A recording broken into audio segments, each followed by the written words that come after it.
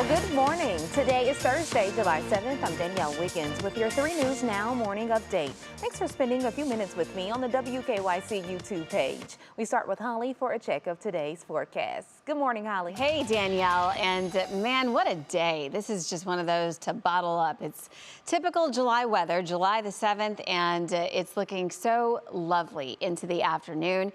If you're heading to Bridgestone to maybe take in some golf today, you're going to have lots of sunshine. Make sure you have that sunscreen. Temperatures will be in that low to mid 80 range. We stay great into the evening. And then for your Friday, we will be tracking the chance of some scattered showers and possible storms, but not until later. And it's going to be really scattered. In fact, this is tomorrow morning at 9 a.m. and things are looking dry as can be. So let's get you through the weekend. We're already, at Thursday with the 4th of July on Monday. It really came fast this week. Tomorrow, those again scattered to isolated chances will be late and otherwise partly sunny skies. Then we have such a beautiful weekend to take advantage of tall ships and all things happening in and around Cleveland. Upper 70s, low 80s. It's going to be pleasant too. And then by Monday, we'll warm it back up to 87 and maybe hit the pool or a beach. Tuesday, Wednesday, again, just some scattered to isolated storm chances, Danielle. We've got a good stretch coming at us. Oh, beautiful weekend to get out and enjoy life. Thank you, Holly. Okay, turning to the Browns. After months of waiting, the Browns have finally traded Baker Mayfield. The #1 draft pick in 2018 will be heading to the Carolina Panthers.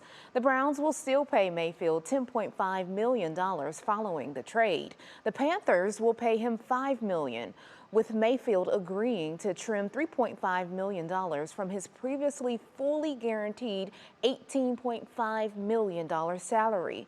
In exchange, the Browns will receive a conditional 2024 fifth-round pick. And in just 2 months, Baker will get a chance to play against his former team. Why? Well, because the Browns head to Charlotte on September 11th to take on the Carolina Panthers in Week 1 of the NFL 2022-2023 season. And more top local stories to get to now. A 19-year-old has pleaded guilty to the 2020 murder of Cleveland police detective James Skirnovitz and informant Scott Dingus. Kevin Robinson, one of 3 suspects arrested in connection to the murder, was sentenced to life in prison. Skirnovitz and Dingus were shot and killed during a robbery attempt on Cleveland's west side in September of 2020. And the police officer who fatally shot Tamir Rice in 2014 now has a new job in a northern Pennsylvania borough, and there is outrage over the hire this morning. Timothy Lohman shot and killed the 12-year-old outside of the Cadell Recreation Center and was later fired for lying on his police application in 2017. Tioga Borough's council president posted this picture onto Facebook of the mayor swearing in Lohman. The former Cleveland police officer faced a trial in the court of public opinion. After Lohman shot and killed Rice, an Ohio grand jury declined to charge him. And this morning, people are outraged at the hire, including Rice's mother, Samaria, questioning why he was even hired. It was really pathetic and sad that anybody will give this man a job. Timothy Lohman should never have a job nowhere across the country after murdering my son. Tioga Borough is now reversing the decision to hire Lohman after a protest yesterday, saying Lohman won't patrol at all. The mayor told protesters that the city council will have an emergency meeting and the community can voice their opinion about Lohman's employment. And today, a group of local pastors will meet in Akron to discuss the Jayland Walker case. They will hold a news conference to discuss Walker's death and how to improve relations with officers.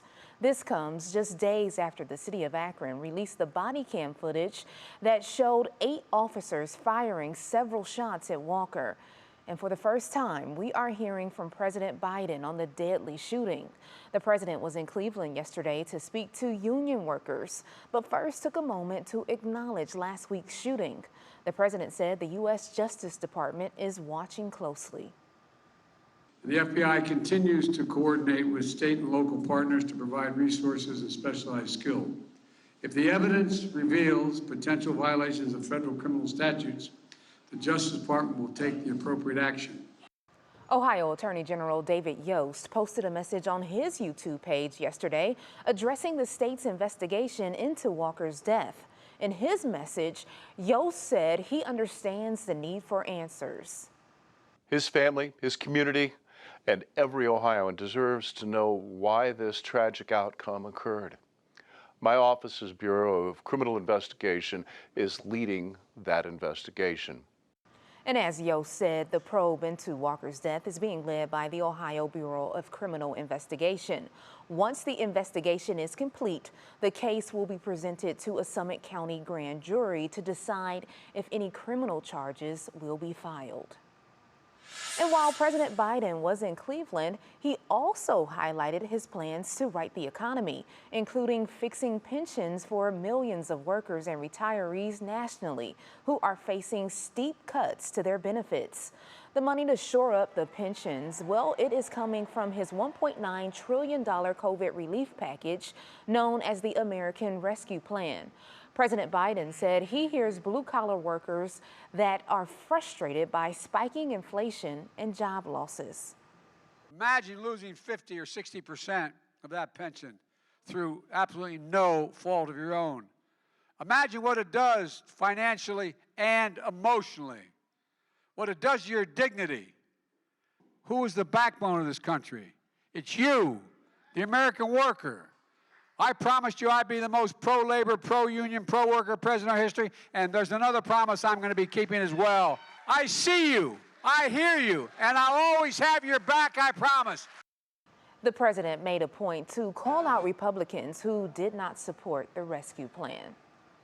Okay, turning to Tower City, because Tower City is working hard to bring people back to the once bustling mall. And now we're getting a peek at what's coming. So they're calling it the Skylight Park. Take a look at this. Okay, so it's furnished with benches, picnic tables and chairs, and gives shoppers the chance to connect with nature inside. The Cuyahoga Valley National Park, Conservancy for Cuyahoga Valley National Park, and Bedrock all created the indoor space. The park will also host lunch music series on Thursdays. The grand opening is next Saturday, July 16th. And today, the tall ships are coming to Cleveland. The Maritime Festival begins later today with 4 days of Lake Erie waterfront activities. Throughout the event, the Grand Fleet, 7 replica and restored ships, will be docked near the north side of First Energy Stadium at North Coast Harbor. And as Holly already said, we're going to get some great weather this weekend, so hopefully you can check it out. Well, thank you for taking time to join me for this 3 News Now morning update. Our digital team will continue to bring you the stories making headlines around Northeast Ohio and beyond. Make sure you continue to check our social media pages and WKYC.com throughout the day. I'm Danielle Wiggins, and I'll see you tomorrow morning on Go, starting at 4:30 a.m. Have a great day, everybody.